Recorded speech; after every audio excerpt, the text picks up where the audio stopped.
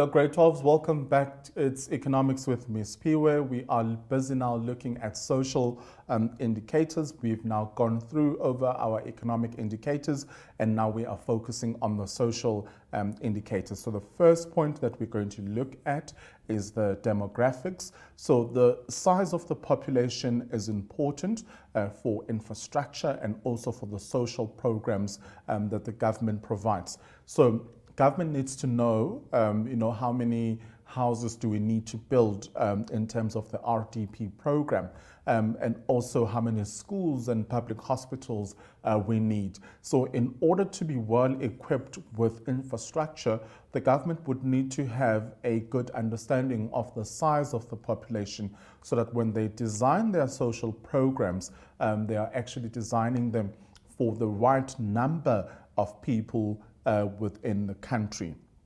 Now, population growth is one important aspect when we are looking at demographics and social indicators in general. So population numbered at 46.8 million in 2005. So that was the South African population.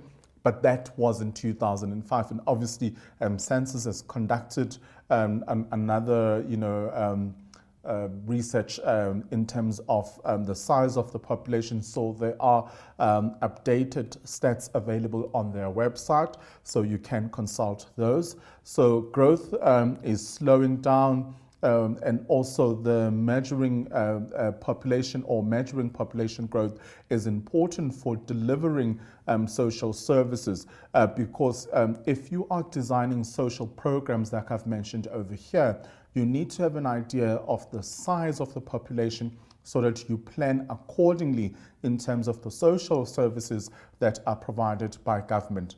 And also for identifying the size of the tax base, which is the total number of people paying tax within a country. So that will assist, but they will need to have the information in terms or in order to plan accordingly when we are talking about service programs and also service delivery as well.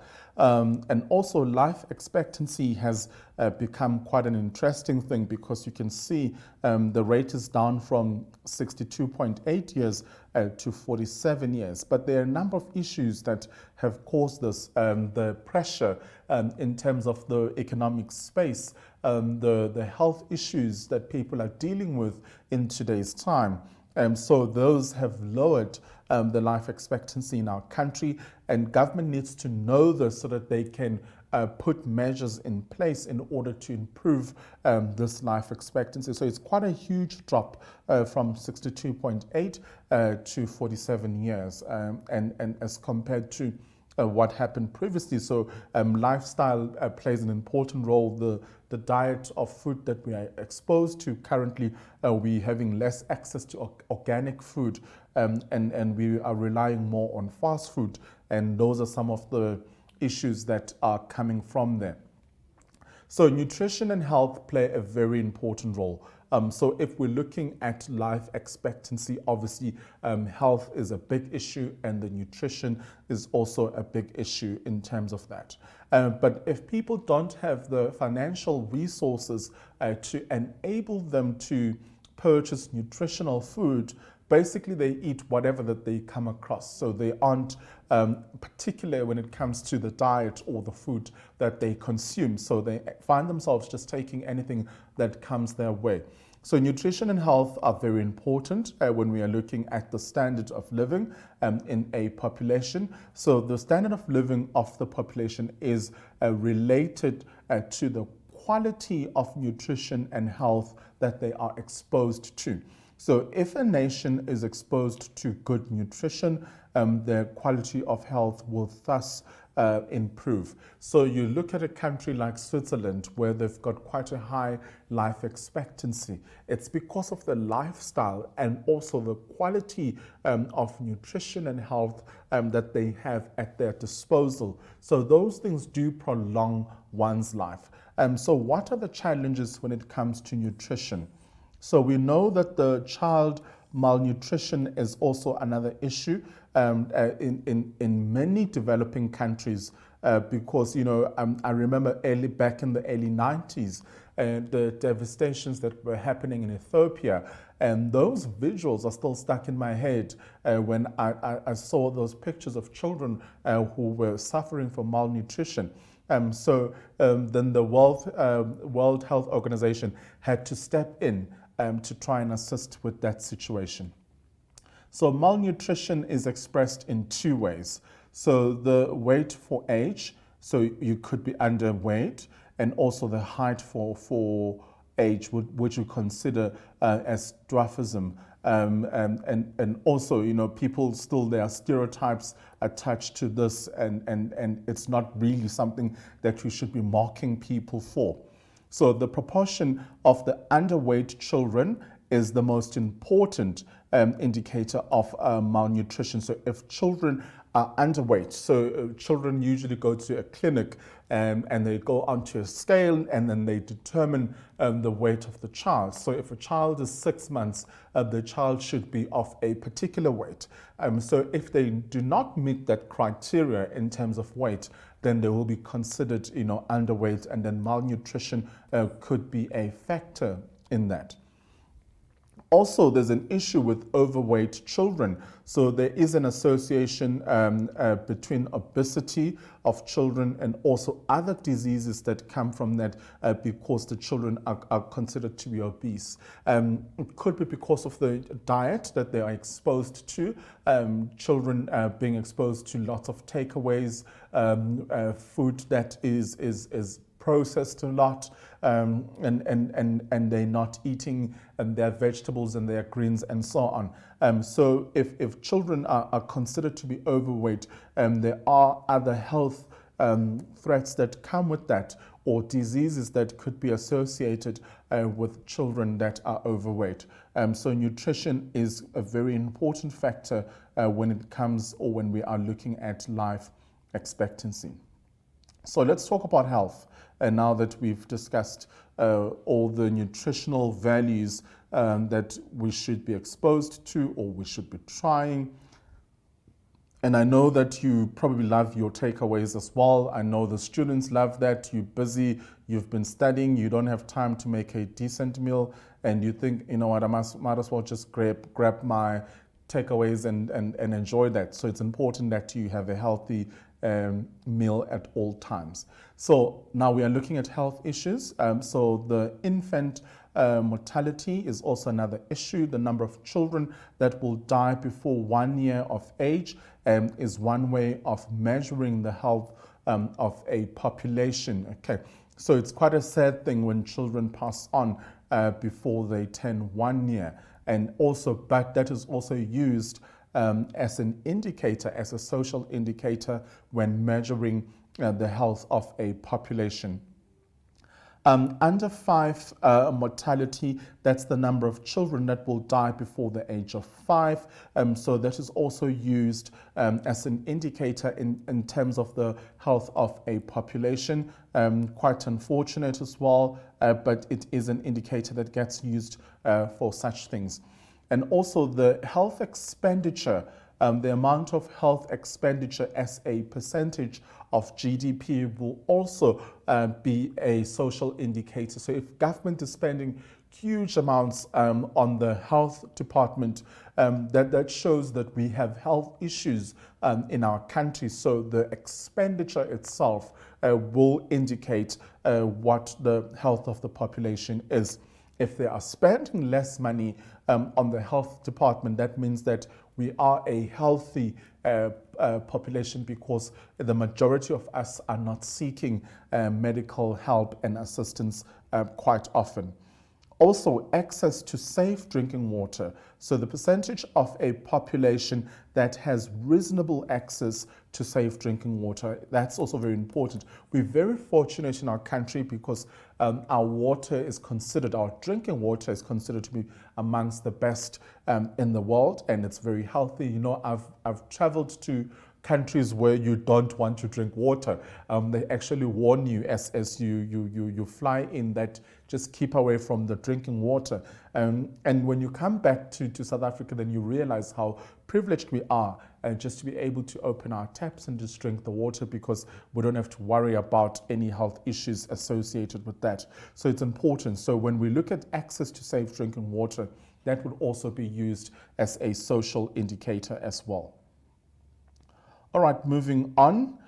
So also access to sanitation facilities. So the percentage of a population with at least adequate sanitation facilities that can prevent human and also animal and also then insect contact. Okay, so access to sanitation is important. We even have a ministry, a department with a minister that looks at water and sanitation to ensure that we fast track the programs or the projects in order to give more South Africans access to sanitation facilities as well. So those are the important social indicators.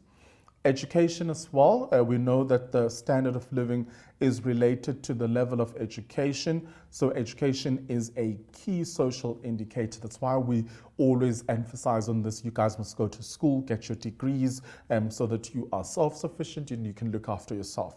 So public expenditure, so the percentage of the national budget that is directed towards education. So we know in our country there's a lot of money that is invested in health and also in education because education is considered as something that's very important in our country, and government does spend a considerable amount on ensuring that we have access to education facilities. All right, let's move on. There we are. Okay, so secondary enrollment, this shows the percentage of an age group attending high school. So that is also used as an indicator. And then also the primary completion actually will show us the number of kids that actually complete their primary school education. This is an indicator of the efficiency of the education system. So when we have more kids actually completing their primary school education, that is also seen as a positive thing in terms of the efficiency of our education system. So it's quite an important element to consider. Youth literacy rate, it's very important. People that are able to write and read. So the percentage of 15 to 24 age group that are literate. So it's important to have more young people who have access to or who can write and can read as well, because that will determine the social factor of the education system. So if we know that we can send forward a youth or young people who can read and write, we know that we are doing something right in terms of our education system. And then some international comparisons, because we are part of a global society. So it's important that we compare ourselves, we benchmark ourselves with other international countries so that we can see where we are in terms of our progress and development in this regard. So international comparisons are key, or are the key means of measuring a country's economic and social development. We know with globalization, the fact that we are no longer self-sufficient, but we interact with other countries in terms of resources. So international trade becomes very important, and then the payments are affected by the exchange rate. Okay, so it's important because then we look at the value of the country's currency when we are trading. So the exchange rate will play an important role in that. And also the internalization of the different sectors of the businesses having branches in other countries. So you become like an international brand. You're not just based in South Africa, but you'll have a branch or an office in other country. And that does help us to monitor indicators and to publish financial reports in a single currency, and also to pay dividends in different currencies. Remember, dividends, you earn that as a shareholder. When you're a shareholder, you earn dividends when a company has performed well, or where there's a positive balance in terms of financials in the company, and what we pay the shareholders is called dividends. So if you've got different offices in different countries, that's also considered to be important in the international standards as well. Looking at economic and social indicators, it's quite useful because international organizations like the World Bank, IMF are very specific in determining, utilizing and applying these indicators. So from a global perspective, these are very important. Benefits from organizations cannot be measured if indicators are not available. For example, the bridging finance from the IMF, and also from the World Bank, and also from the UN. So this cannot take place if the information around the indicators is not available. So the information needs to be available so that this can take place. All right, so it's time for us to sum up the lesson. So in this lesson, we covered the following concepts. So we've looked at economic and social indicators. We said that there are useful tools that are used to determine a country's well-being, and also there are many economic and social indicators, including production, employment, education, and also demographic indicators. We also learned about the PPI, the Producer Price Index. We said that this is the indicator used to measure an increase or a decrease over time in the prices of goods produced locally. So it has to be within a country when they leave the factory floor, and also an increase or a decrease in the price of imported goods as well. So that would be our PPI, which is the Consumer Price Index.